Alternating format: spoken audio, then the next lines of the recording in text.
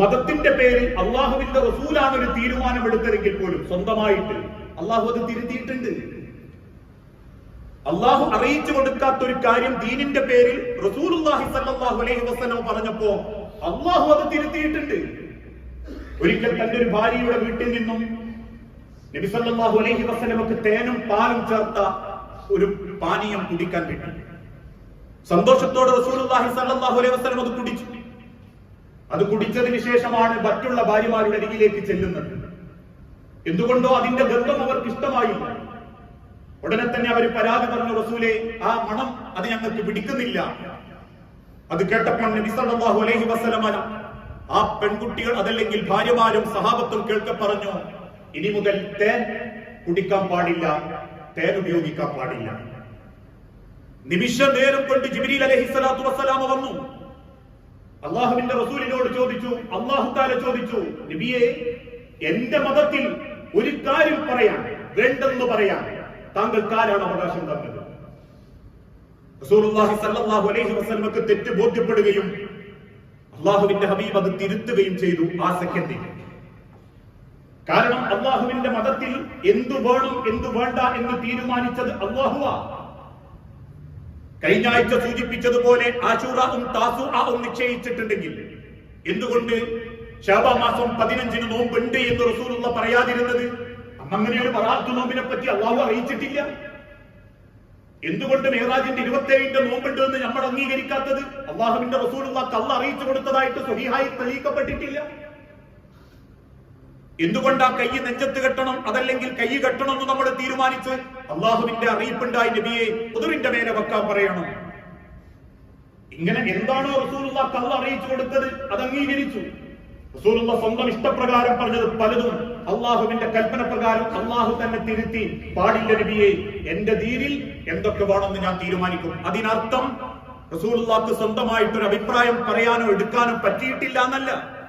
ബദർ യുദ്ധത്തിൽ ഒരു ഭാഗത്ത് സൈന്യം തമ്പടിച്ചപ്പോ ഒരു സ്വഹാബി വന്ന് ചോദിച്ചു, റസൂലേ, ഇവിടെ ഇരിക്കാൻ അള്ളയാണോ പറഞ്ഞത്? റസൂലുള്ളാഹി പറഞ്ഞു, അല്ല, ബദറിലേക്ക് പുറപ്പെടാനേ അള്ളാന്റെ കൽപ്പന ഉള്ളൂ. ഈ യുദ്ധത്തിൽ 2-1 നമുക്ക് കിട്ടുന്നു അള്ളാഹ് കൽപ്പന നൽകിയിട്ടുണ്ട്. എങ്കിൽ നബിയെ, ഈ ഇരിക്കുന്ന സ്ഥലത്ത് നിന്ന് കുറച്ച് മാറിയിരിക്കാം. സഹാബത്തും റസൂലും ചോദിച്ചു, എന്തേ? അവിടെ ആ വെള്ളത്തിന്റെ പരിമിതിയുണ്ട് റസൂലേ. ഇവിടെ നിൽക്കുകയാണെങ്കിൽ യുദ്ധം തുടങ്ങുമ്പോൾ നമുക്ക് വെള്ളം കിട്ടൂല. കുറച്ചുകൂടി അതിഥിയിലേക്ക് മാറി നിന്ന അവിടെ ഒരു കിണറുണ്ട്, ആ കിണറിൽ നിന്ന് വെള്ളം പെട്ടെന്ന് നമുക്ക് എടുക്കാൻ പറ്റും. ആ അഭിപ്രായം നല്ലതാണെന്ന് റസൂലുള്ളാഹിക്ക് തോന്നി. നേരെ സൈന്യത്തെ അവിടെ കൊണ്ടുപോയി. ബദർ യുദ്ധത്തിൽ ശത്രുക്കൾക്ക് വെള്ളം കിട്ടാതെ പ്രയാസപ്പെട്ടപ്പോ മുസ്ലിം സമൂഹത്തിന് ധാരാളം വെള്ളം കിട്ടാൻ ആ അഭിപ്രായം അള്ളാഹുവിന്റെ ഹബീബ് സ്വീകരിച്ചിട്ടുണ്ട്. ഇതിനേക്കാളേ റസൂലുള്ളാഹിക്ക് അബദ്ധം പറ്റിയപ്പോ അള്ളാഹു തിരുത്തിയിട്ടുണ്ട്.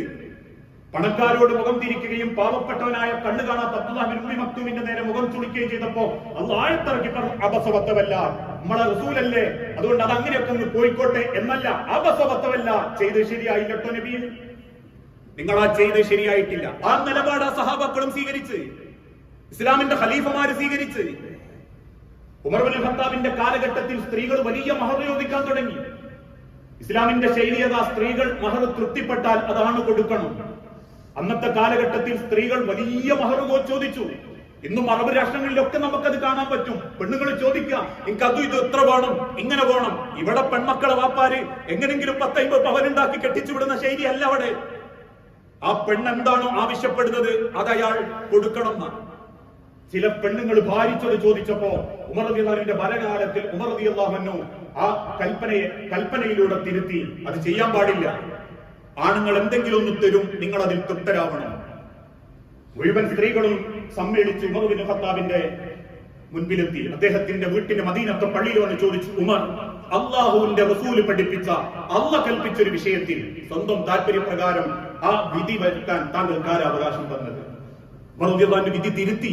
അന്ന് 21 രാജ്യങ്ങളെ ഏകോപിപ്പിച്ച് ഭരിക്കുന്ന അൾട്ടിമേറ്റ് ഭരണാധികാരിയാണ് ഉമർ റളിയല്ലാഹു അൻഹു. ഇസ്ലാമിന്റെ ശൈലിയും നിലപാടും അങ്ങനെയാണ്. അതാർക്കെങ്കിലും വേണ്ടിയിട്ടോ, കുറച്ച് മാസക്കാർക്ക് വേണ്ടിയിട്ടോ, കുറച്ച് സാമ്പത്തിക നേട്ടമുണ്ടാക്കുന്നവർക്ക് വേണ്ടിയോ റസൂലുള്ളാഹിനെ കുരുതി കൊടുക്കല്ലേ എന്ന് പറയുമ്പോൾ ആക്ഷേപങ്ങളും പരിഹാസങ്ങളും സ്വാഭാവിക.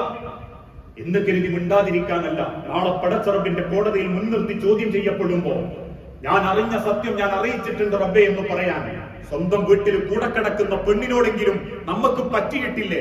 ഈ കേൾവി പോലും ചോദ്യം ചെയ്യപ്പെടുന്ന ഒരു ദിനം വരാനുണ്ട് എന്ന തിരിച്ചറിവ് ഓരോരുത്തർക്കും ഉണ്ടാകണം. അള്ളാഹുവിന്റെ ദീനിനെ ഹൃദയം കൊണ്ട് സ്വീകരിക്കുന്ന യഥാർത്ഥ മുത്തഖീങ്ങളിൽ നമ്മളെ എല്ലാവരെയും അള്ളാഹു ഉൾപ്പെടുത്തി അനുഗ്രഹിക്കുമാറാകട്ടെ. അറിഞ്ഞും അറിയാതെയും ഒരുപാട് പാപങ്ങൾ പറ്റിപ്പോകുന്നുണ്ട് റബ്ബേ. എല്ലാം വിട്ടുപുറത്തു മാപ്പാക്കി നിന്റെ സ്വർഗത്തിൽ ഇതേ രൂപത്തിൽ നീ ഞങ്ങളെ ഒരുമിപ്പിച്ചു കൂട്ടാനുണ്ട്. അള്ളാഹുവെ, മക്കളില്ലാതെ പരീക്ഷിക്കപ്പെടുന്ന ഇണകൾക്ക് മക്കളെന്ന അനുഗ്രഹം നൽകി ഓരോ കുടുംബങ്ങളോടും നീ കാരുണ്യം കാണിക്കണം. നാഥ, ചെറുതും വലുതുമായ പല അസുഖങ്ങളും ബാധിച്ച് ഏറെ പ്രയാസപ്പെടുന്ന ഓരോ സഹോദരി സഹോദരന്മാർക്കും അവരുടെ സങ്കടങ്ങളും പ്രയാസങ്ങളും നീ എളുപ്പത്തിൽ ലഘൂകരിച്ച് നൽകണം. اللهم اغفر للمؤمنين والمؤمنات المسلمين والمسلمات الأحياء منهم والأموات إنك مجيب الدعوات يا قاضي الحاجات. اللهم أعز الإسلام والمسلمين وأذل الشرك والمشركين. اللهم أجرنا من النار. اللهم أجرنا من النار. اللهم أجرنا من النار. അള്ളാഹുവെ, പ്രാർത്ഥിക്കണമെന്ന് വസിയത്ത് തന്നവരുണ്ട്. അസുഖം ബാധിച്ച് ഏറെ പ്രയാസപ്പെടുന്നവരുണ്ട്. നാഥ, എന്താണോ ഓരോരുത്തർക്കും ഹൈറായത്, ആ ഹൈറായതിലേക്ക് ഓരോരുത്തർക്കും നീ അനുഗ്രഹം നൽകണമേ.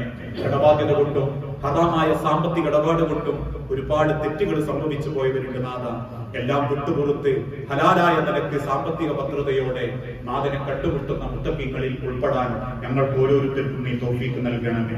റബ്ബേ, ആത്തി മുഹമ്മദൻ ഫസീലത്തൻ ഫദീലത്തൻ, ഏറ്റവും ശ്രേഷ്ഠമാക്കപ്പെട്ട വസീലയും ഫദീലയും അള്ളാഹുവിന്റെ പ്രവാചകൻ സല്ലല്ലാഹു അലൈഹി വസല്ലമക്ക് നീ നൽകുകയും അദ്ദേഹത്തിന്റെ ശുപാർശകളിൽ ഉൾപ്പെടാനുള്ള ഈമാനിന്റെ കരുത്ത് ഞങ്ങൾക്ക് ഓരോരുത്തർക്കും നീ പ്രദാനം ചെയ്യണമേ. റബ്ബനാ ആതിനാ ഫിദ്ദുനിയ ഹസന വഫിൽ ആഖിറതി ഹസനത വഖിനാ അദാബന്നാർ.